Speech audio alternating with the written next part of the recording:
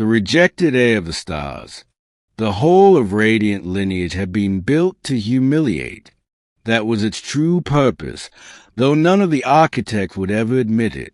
Its ceiling rose so high that clouds of bioluminescent mist drifted beneath crystalline arches, glowing faintly in colors no human eye could name.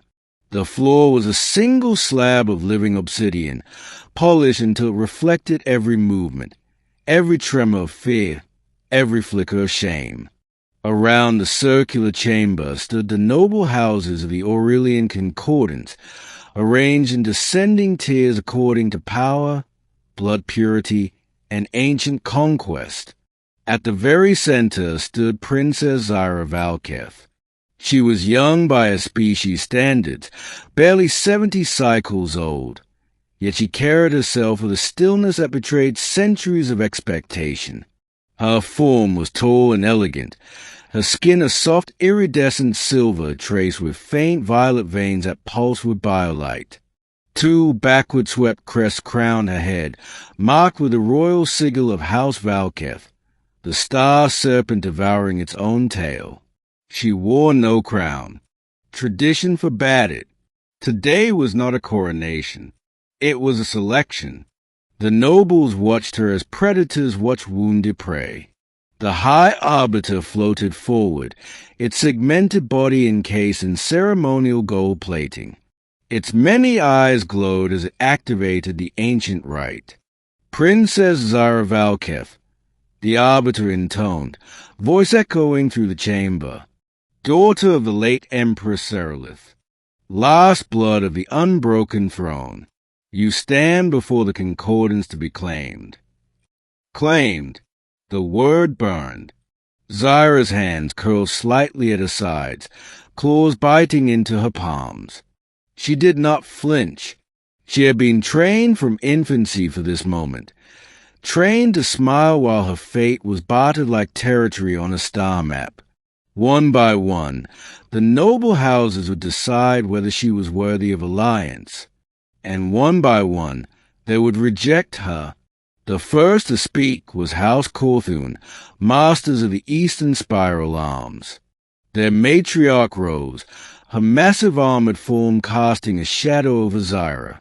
We decline, she said flatly. House Valketh is weakened. Your mother's empire fell into stagnation.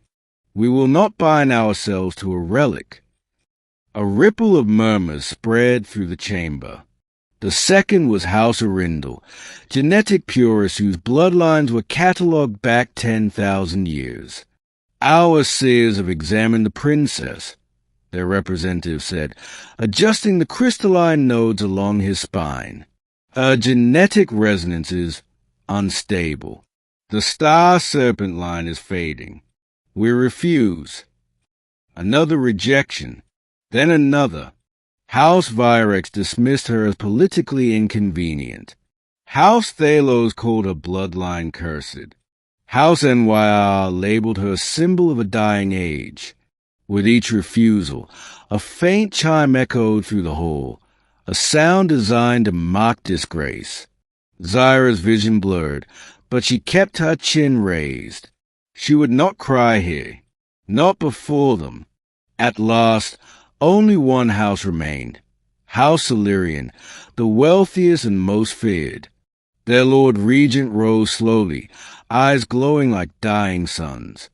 We have considered the proposal carefully, he said, but a princess without an empire is a liability. We reject the claim. The final chime rang. Silence followed. The High Arbiter turned toward Zyra. By unanimous decision, no noble house claims a princess. According to Concordance law, House Valketh is hereby. A pause. Dissolved. The word shattered something inside her. Dissolved. Her family's banners would be burned. Her mother's name would be erased from official histories. She would become unaffiliated, a political ghost. Exile without chains. The Arbiter gestured. You are dismissed. Zyra froze. Humans were tolerated within the concordance, but never respected. The High Arbiter's eyes narrowed. Identify yourself. The human stepped forward, every footstep echoing in the immense hall. My name is Elias Ward, he said calmly. I am a cultural envoy from Oath. Murmurs erupted. A human daring to speak during a noble rite was unheard of. The Arbiter's voice sharpened.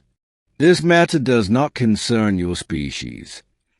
Elias met its gaze without fear. It does, he replied, because I claim her.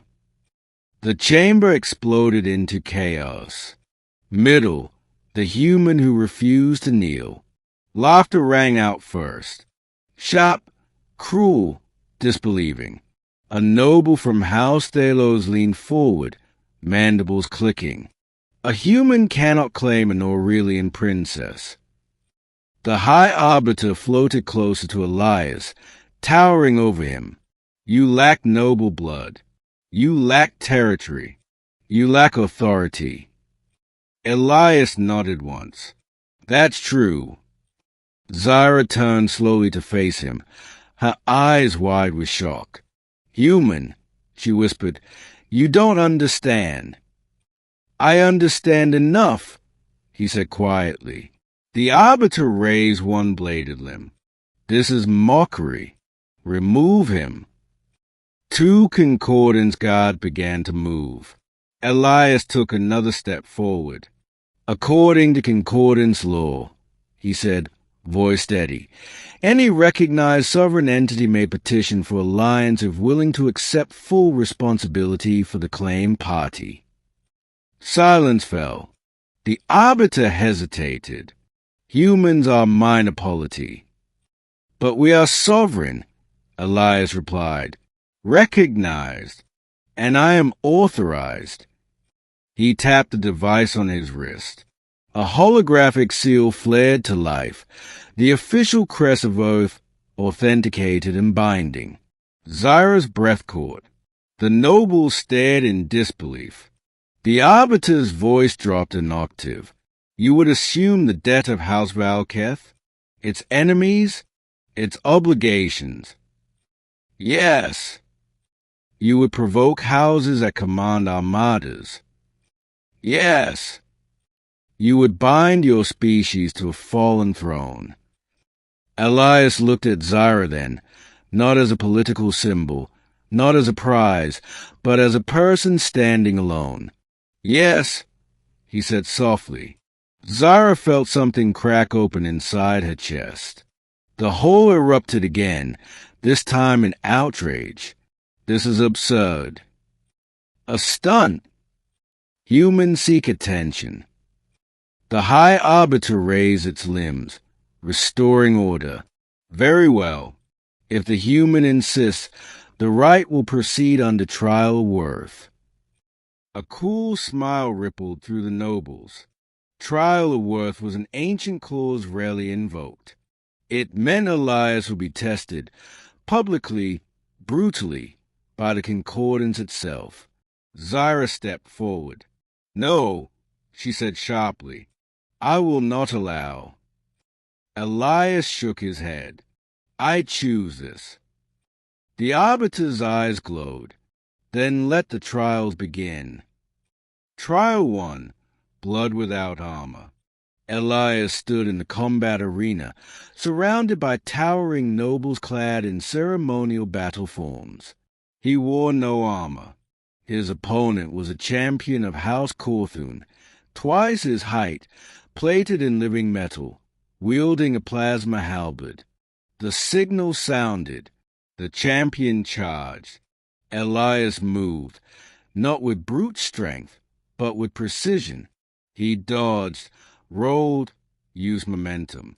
He used the arena itself, pillars, shadows, angles. When the fight ended, the Corthune champion lay stunned, his halberd shattered. Elias stood, bleeding but unbroken. The nobles murmured uneasily. Humans were not supposed to fight like that. Zyra watched from the stands, her hands trembling. Trial 2, Mind Against Eternity. Elias was placed before the Concordance's psychic lattice, a construct designed to crush lesser minds. Images flooded his thoughts, ancient wars, screaming stars, the deaths of billions. He screamed, but he did not break. Instead, he remembered Earth, blue oceans, rain, people who endured not because they were strongest, but because they refused to surrender. When the lattice disengaged, Elias collapsed to one knee, but his eyes were clear. The arbiter was silent for a long moment. Trial 3, The Question of Loyalty. At last, Elias stood before the assembled nobles. "You may withdraw," the arbiter said. "Renounce your claim, and you will leave alive." Zyra stepped forward. "Elias, please, you have done enough." He looked at her and smiled. "I won't leave you here." The arbiter raised its voice. "Final question. If claiming this princess brings war to your species, extinction even, would you still proceed?" Elias did not hesitate. "Yes." The chamber fell into stunned silence. The arbiter inclined its head. "Then by concordance law, the claim is valid." A shockwave of sound erupted. Zyra staggered, her world spinning. She was no longer unclaimed. She was no longer alone. Ending, a throne reforged. The backlash was immediate. Sanctions, threats, political isolation. Several noble houses declared Earth reckless, dangerous, but others watched. They watched as Elias refused titles, refused wealth, refused power. They watched as he stood beside Zyra, not above her, not before her, but with her. Slowly, the narrative shifted. House Valketh was no longer a relic. It became a symbol.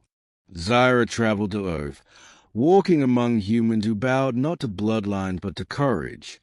She learned of a species that had survived without empires, without divine rulers, through cooperation, rebellion, and stubborn hope. Elias learned Aurelian history, not as conquest, but as caution. Together, they proposed something radical to the Concordance, an alliance not built on dominance, but on choice. The nobles resisted, until unrest spread through their own systems. Younger generations questioned why blood mattered more than merit, why fear ruled policy. Change came slowly, but it came. Years later, in the same hall of radiant lineage, Zyra stood once more at the center. This time, she wore a crown, not the old star serpent, but a new symbol, interwoven stars and worlds. The High Arbiter announced, "By unanimous decision, Princess Zyra Valketh is recognized as sovereign regent of the Reformed Concordance." She toned and extended her hand to Elias. He did not kneel, neither did she. They stood together as equals, and across the galaxy, stories spread of the day an alien princess was rejected by every noble house, and a human defied the galaxy to stand beside her. End of story.